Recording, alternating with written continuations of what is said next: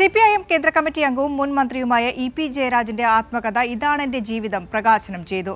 കണ്ണൂരിൽ നടന്ന ചടങ്ങിൽ മുഖ്യമന്ത്രി പിണറായി വിജയൻ എഴുത്തുകാരൻ T പത്മനാഭന് നൽകിയാണ് പ്രകാശനം ചെയ്തത്. കേരള രാഷ്ട്രീയത്തിലെ സമരതീക്ഷണമായ ഒരു കാലത്തെ അടയാളപ്പെടുത്തുകയാണ് EP ജയരാജൻ തൻ്റെ ആത്മകഥയിൽ. 6 പതിറ്റാണ്ട് നീണ്ട രാഷ്ട്രീയ ജീവിതമാണ് ഇതാണെൻ്റെ ജീവിതം എന്ന പുസ്തകത്തിലൂടെ അദ്ദേഹം വരച്ചു കാട്ടുന്നത്. കണ്ണൂർ ടൗൺ സ്ക്വയറിൽ നടന്ന ചടങ്ങിൽ മുഖ്യമന്ത്രി പിണറായി വിജയൻ എഴുത്തുകാരൻ T പത്മനാഭന് നൽകി പുസ്തകം പ്രകാശനം ചെയ്തു. രാഷ്ട്രീയ എതിരാളികളുടെ വെടിയേറ്റ് ഗുരുതരമായി പരിക്കേറ്റ EP ജയരാജൻ ഇപ്പോഴും ജീവിച്ചിരിക്കുന്നത് തന്നെ വലിയ അത്ഭുതമാണെന്ന് മുഖ്യമന്ത്രി പറഞ്ഞു. അസത്യങ്ങൾ കൊണ്ട് ചിലർ ജയരാജനെതിരെ കള്ളപ്രചാരണം നടത്തുകയാണെന്നും മുഖ്യമന്ത്രി പറഞ്ഞു. ഇങ്ങനെ 2 വധശ്രമങ്ങളെങ്കിലും അതിജീവിച്ചാണ് ജയരാജൻ ഇപ്പോഴും സജീവ രാഷ്ട്രീയ പ്രവർത്തനം നടത്തുന്നത്. ഇതിനിടയിൽ പല രീതിയിലുള്ള അസത്യങ്ങളും അർദ്ധസത്യങ്ങളും കൊണ്ട് ജയരാജന് നേരെ പലവിധ കള്ളപ്രചാരവേലകൾ നടത്തുകയുണ്ടായി.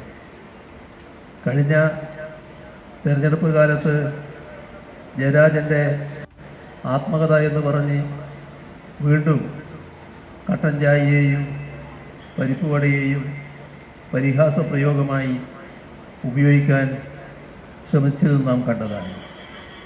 വ്യക്തിഹത്യക്കും വ്യക്തിത്വ ഹത്യക്കും ഒരുപോലെ പാത്രമാവേണ്ടി വന്ന നേതാവാണ് EP ജയരാജൻ. കേരള രാഷ്ട്രീയത്തിലെ ജീവിച്ചിരിക്കുന്ന രക്തസാക്ഷിയാണ് EP എന്ന് T പത്മനാഭൻ.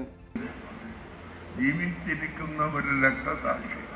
സാധാരണ മനുഷ്യർ മരിച്ചു കഴിഞ്ഞാലാണ് രക്തസാക്ഷി എന്ന് പറയുന്നത്. ഇത് ജീവിച്ചിരിക്കുന്ന രക്തസാക്ഷിയാണ്.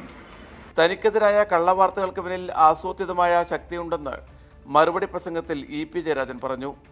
പാർട്ടി പ്രവർത്തകർക്കും നേതാക്കൾക്കുമെതിരെ ആക്രമണം വന്നാൽ തന്റെ ജീവൻ കളഞ്ഞും പ്രതികരിക്കുമെന്നും EP വ്യക്തമാക്കി. ഇതിൻ്റെയൊക്കെ പിന്നിൽ ആസൂത്രിതമായിട്ടുള്ളൊരു പദ്ധതിയുണ്ട്. ആ ആസൂത്രിതമായ പദ്ധതി വലതുപക്ഷ ശക്തികൾ, പിന്തിരിപ്പ ശക്തികൾ, ഇടതുപക്ഷ വിരുദ്ധന്മാർ, കമ്മ്യൂണിസ്റ്റ് പാർട്ടി, മാർക്സിസ്റ്റിനെ തകർക്കാൻ ശ്രമിക്കുന്നവർ, അവരുടെ ആസൂത്രിതമായ നീക്കമാണ്. ഒരാക്രമണം ഉണ്ടാകുമ്പോൾ എൻ്റെ പാർട്ടി നേതാക്കളെ, എൻ്റെ പാർട്ടിയെ കാത്തു സൂക്ഷിക്കാൻ ജീവൻ കൊടുത്ത് ഞാൻ പോരാടും. CPIM ജില്ലാ സെക്രട്ടറി KK രാഗേഷ് അധ്യക്ഷനായി.